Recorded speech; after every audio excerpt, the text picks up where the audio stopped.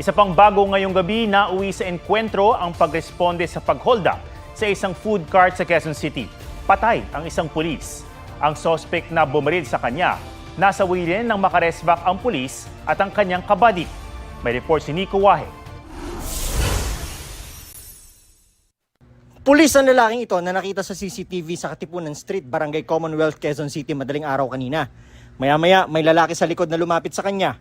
Hindi na nakuna ng CCTV pero sa puntong iyon, binaril na lalaki ang pulis. Dumating ang kabady ng pulis at gumanti sa lalaking bumaril. Although meron na po siyang mga tama, naka-retaliate pa po or naka-fireback pa po itong ating pulis dito sa ating suspect. Tinulungan din naman po siya nung kanyang kabady na at matapos po yun ay naitakbo pa po ng ospital. Ang napatay na pulis kinilalang si Patrolman Harwin Kurt Nibagay. Ang balang tumama sa braso niya, tumagos sa dibdib. Di patukoy ang pagkakakilanlan ng sospek. Ayon sa NCRPO, nasa lugar ang dalawa para rumisponde sa holdapan.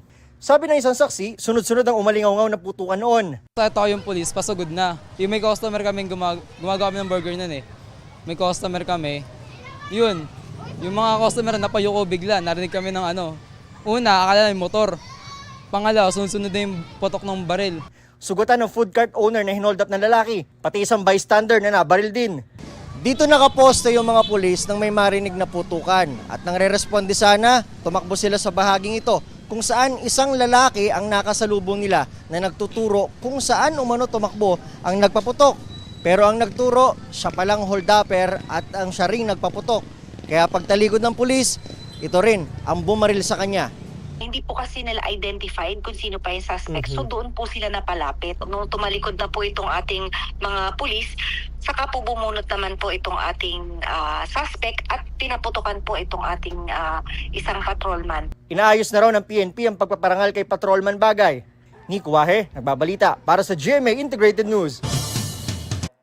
Huwag magpahuli sa mga balitang dapat niyong malaman.